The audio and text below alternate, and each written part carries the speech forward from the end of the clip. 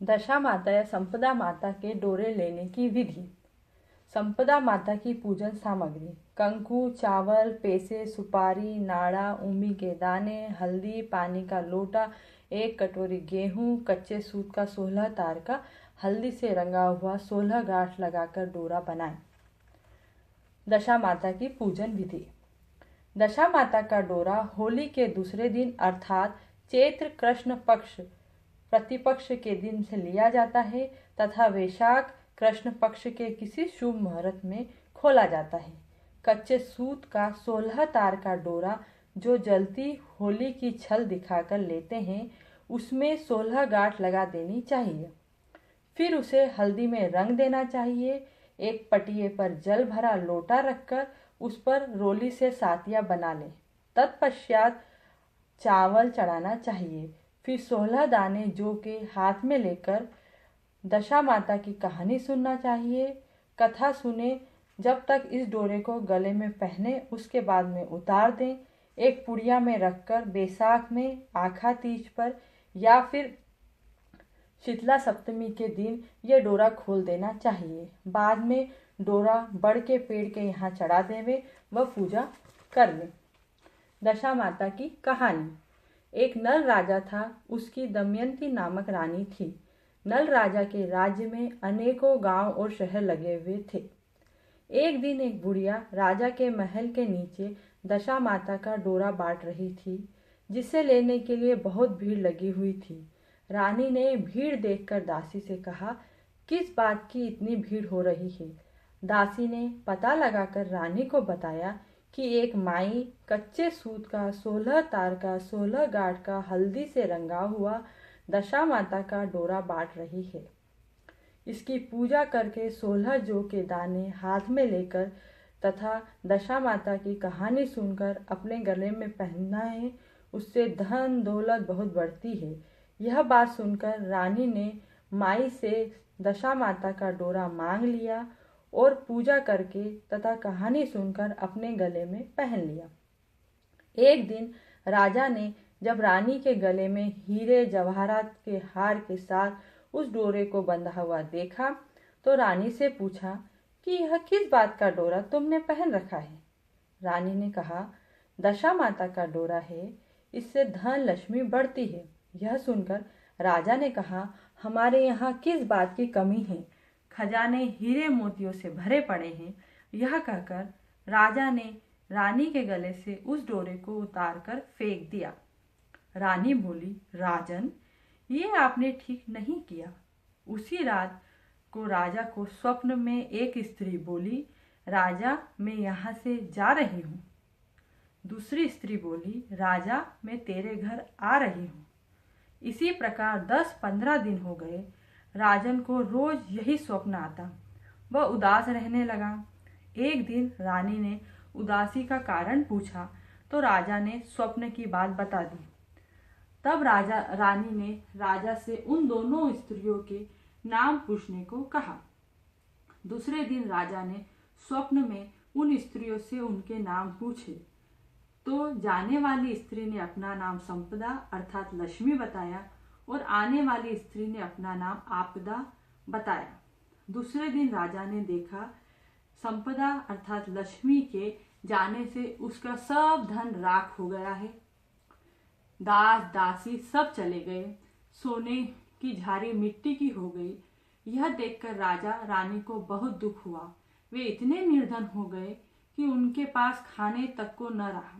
राजा रानी से बोला, तुम भी तुम्हारी सहेलियों के घर चले जाओ, अगर कोई भोजन को कहे तो भोजन कर लेना।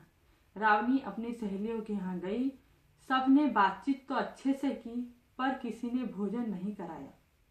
रानी ने आकर सब बात राजा को बता दी। दुखी मन से राजा रानी ने परदेश जाने का सोचा।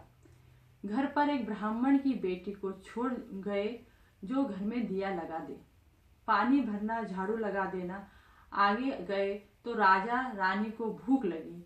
दोनों एक तालाब के पास रुके।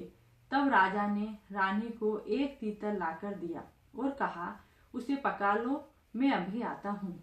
रानी ने तीतर पकाया। जब वे उसे खाने बैठे तो पका हुआ तीतर भी उड़ गया। तब दोनों आगे बढ़े और अपने साथी बादशाह के यहाँ पहुंचे। बादशाह से जाकर लोगों ने बोला, तुम्हारा मित्र आया है। यह सुनकर राजा ने पूछा, वह किस वेश में आया है? जवाब मिला, उसने मेले कुचले कपड़े पहने हैं। बादशाह ने उनको पुराने महल में ठहरा दिया। उस महल में एक नौलख का हार खूंटी पर टंगा हुआ था। जैसे ही राजा रानी उस महल में पहुंचे, दीवार पर बने मोर ने उस नौलखे हार को निगल लिया। यह देखकर राजा रानी ने सोचा कि अब यहाँ से चलना चाहिए, नहीं तो चोरी का इल्जाम लग जाएगा। राजा वहां से अपनी बहन के यहाँ पर पहुंचे। बहन से जाकर लोगों ने बोला, आपका भाई आया है। बहन को यह मालूम हुआ कि भाई ने गंदे व फटे कपड़े पहने हुए हैं, तो बहन ने उनको सरोवर की पाल पर ठहरा दिया और बहन भाई के लिए हीरे जवाहरात से एक घड़ा लेकर उनके पास पहुंची। राजा रानी ने जैसे ही घड़ा खोला कि उसमें रखे सभी हीरे जवाहरात राख हो गए। यह देखकर राजा ने बहन से कहा, इस घड़े को तू यहीं पर जमीन में गाड़ दे। वहां से फिर राजा रानी एक बगीचे में पहुंचे। बगीचे में पैर रखते ही 12 साल से उजड़ा हुआ बगीचा फिर से हरा भरा हो गया। यह देखकर माली ने उनसे कहा कि तुम दोनों यहाँ काम करो। उस पर रानी ने कहा, मैं 4 काम नहीं करूंगी, दीपक नहीं जलाऊंगी, चारपाई नहीं बिछाऊंगी, झाड़ू नहीं लगाऊंगी, बर्तन साफ नहीं करूंगी। इस पर माली ने कहा, अच्छा तुम यह काम मत करना, तुम केवल फूलों की माला बनाना और सब्जी बाजार में बेचकर आना, राजा बाकी रखवाली करेगा। एक दिन रानी सब्जी बाजार में बेचने के लिए गई और अन्य स्त्रियों से बोली, सब्जी ले लो। तब स्त्रियां बोली कि तू अभी रुक जा, पहले दशा माता की कहानी सुन ले। तब वह रानी बोली कि पहले मैं भी दशा माता की कहानी सुनती थी। एक दिन राजा ने दशा माता का डोरा गले में से फेंक दिया। तब से दशा माता हमसे नाराज हैं। नाराज हुए 12 वर्ष हो गए हैं। अगर दशा माता हमारे पास आए तो मैं दशा माता का डोरा लेऊंगी। उसी रात को दशा माता ने राजा को स्वप्न दिया कि रानी कल मेरा डोरा ले लेवे तो फिर से मैं तेरे यहाँ वापस आ जाऊंगी और तू पुनः धनवान हो जाएगा। जब तुम बाग की रखवाली करने जाओगे, वहां पर पहली बार में जौ की छड़ी, दूसरी बार में हल्दी की गांठ और तीसरी बार में कच्चे सूत का कुकड़िया निकलेगा। जब तुम समझ जाना दशा माता आ गई है और रानी को डोरा दिलाकर वापस अपने घर लौट जाना। दूसरे दिन वैसा ही हो गया। रानी ने डोरा ले लिया। दशा माता ने उनको बहुत धन दिया। राजा रानी माली से बोल, हमारे 12 वर्ष पूरे हो गए, अब हम यहाँ से जाएंगे। राजा ने माली को खूब धन दिया और राजा रानी अपने राज्य को चल दिए। आगे चलकर राजा अपनी बहन के यहाँ पहुंचे। तब बहन को जाकर बोले, तेरा भाई आया है, खूब गाजा बाजे धन दौलत लेकर आया है। फिर बहन बोली, मेरे नए महल में उतार दो। पर राजा ने कहा, मैं तो सरोवर की पाल पर ही उतरूंगा। वहां पहुंचकर जमीन में से गड़े हुए धन के घड़े को निकाला तो देखा उसमें हीरे जवाहरात भरे हुए हैं। उस घड़े को अपनी बहन को देकर वो बोले, हमारे दिन अच्छे हो गए हैं। उसके बाद राजा रानी अपने साथी बादशाह के यहाँ गए। साथी ने बोला, मेरे नए महल में उतरो। परंतु राजा पुराने में पहुंचे और वहां जाकर देखा कि वह लकड़ी का मोर अब उनका हार वापस बाहर निकाल रहा था। तब राजा ने बादशाह से बोला कि यह लो अपना हीरो का हार, जिसमें मेरे सर का कलंक छूटे। जब बुरे दिन आए थे तो यह लकड़ी का मोर भी हार निकल गया था और आज मेरे दिन पलट गए तो यह लकड़ी के मोर ने अपना हार वापस दे दिया। इसके बाद वे तालाब के पास पहुंचे तो जो पका हुआ तीतर उड़ गया था अब वह वहीं पड़ा हुआ मिला।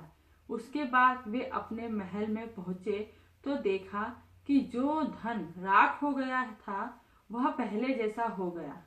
नौकर चाकर सब पहले के समान हो गए। जो ब्राह्मण की बेटी को घर छोड़ गए थे उसको अपनी बेटी बनाकर धूमधाम से उसका विवाह कर दिया। उसके बाद रानी ने दशा माता का उज्जमन बहुत धूमधाम से किया। हे दशा माता, तूने जैसे राजा रानी का राजपाट लौटाया वैसे सबको देना। दशा माता की जय। केता न सुनता रे, होकारा भरता है। जय दशा।